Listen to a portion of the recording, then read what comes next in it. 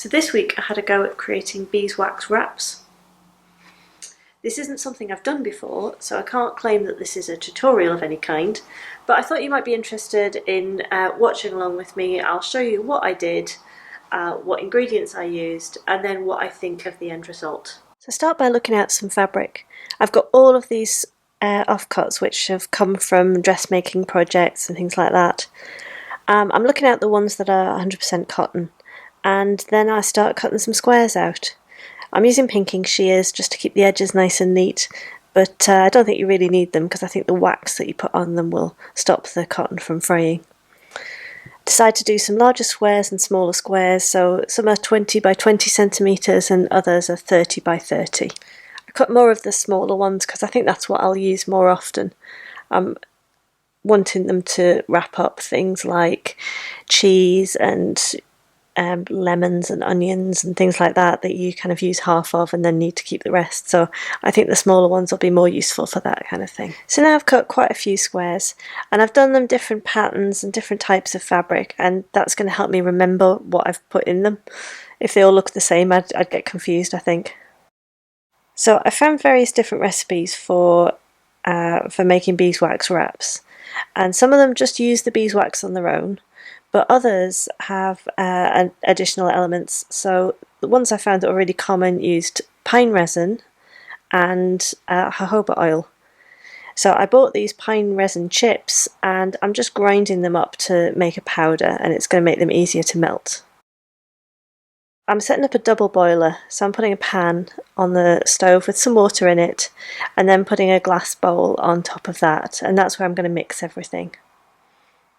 So in there I put the pine resin that I've crushed, and then I just have it on low heat until the water boils and it starts to melt. It takes the pine resin a little time to start melting, but just be patient with it, it will get there eventually. While that's heating up, I measure out my beeswax.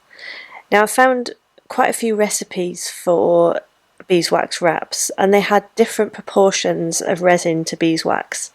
For these ones I decided to go for half pine resin to beeswax, so I've used 1/4 cup of resin and 1/2 cup of beeswax, and that was enough to make about a dozen wraps.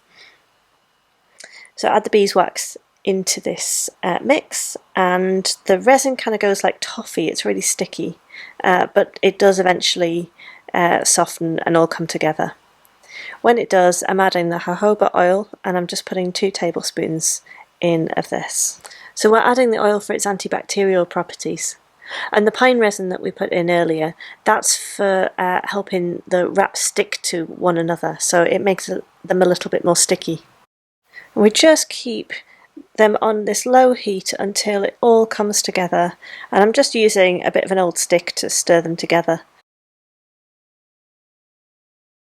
Now the mixture's all melted, it's time to apply it to the fabric, and I'm just using this really cheap foam paintbrush. You want something that you're not too precious about, and something that's not being used for any kind of possible toxic substances, so nothing that you've already used for paint or anything. And I'm just dabbing it onto the fabric. I've got my fabric set on a piece of greaseproof paper, which should stop this wax and oil mixture going through underneath, but I've also put down something just to protect my tabletop. I've got this bolt of fabric that I use for messy craft things, but like an oilcloth or something would be perfect. So I'm not being too careful about filling every gap, but I'm trying to make sure there's a good distribution of this mix all over the fabric. And then I put my bowl back on the heat just to keep it nice and soft. And then I'm creating a sandwich with another piece of fabric the same size and putting it over the top. Now at this point you could put this in the oven to soften and to let the wax distribute throughout the fabric, but what I'm going to do is put another piece of greaseproof paper on the top, and then I'm going to iron it. And I have an iron that I use for messy craft things that I'm not too worried about. This isn't the one that I iron my clothes with, although I don't want to particularly get any wax on it. It wouldn't be the end of the world if I did. So just that's a disclaimer. When you've ironed it all over, the wax should be nicely spread throughout both pieces of cloth.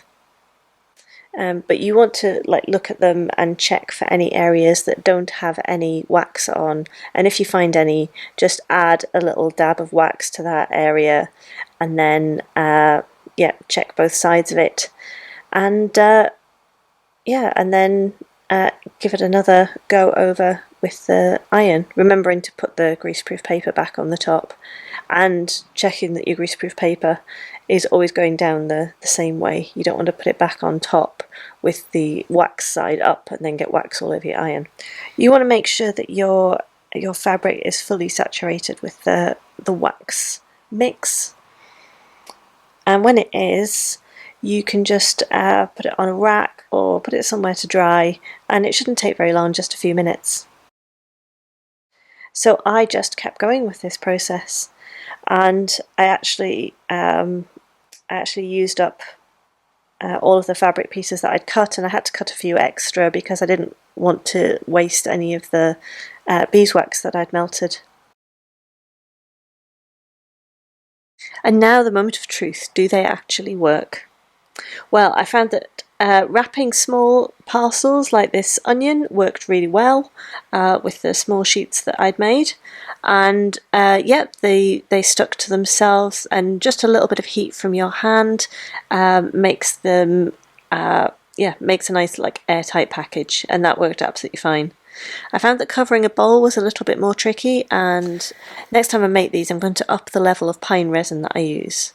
I found a number of different recipes that had different quantities, different proportions of pine resin to beeswax, and I went for the lower end of pine resin to beeswax, using 50% resin to beeswax. And I think next time I'm going to up that to 75% or even 100%, so I'm using the same amounts of each, just to see if that makes a difference. When you come to wash these, you have to do it in lukewarm, coolish water, because if you use really hot water you'll melt the wax. So you can't use them for wrapping up meat or fish or anything like that. If you want to refresh them in a few months' time, if they stop working quite as well, you can put them in an oven on a baking tray with some greaseproof paper underneath. The wax will redistribute itself throughout the fabric, and they will work just as well as they did when you first made them. So I do hope you enjoyed that. If you did, please press the like button, and if you want to see more like this, then please do subscribe. I make videos every week on all sorts of aspects of creative living, lots of art process videos and other making content. So I shall see you again in another video next week. Bye!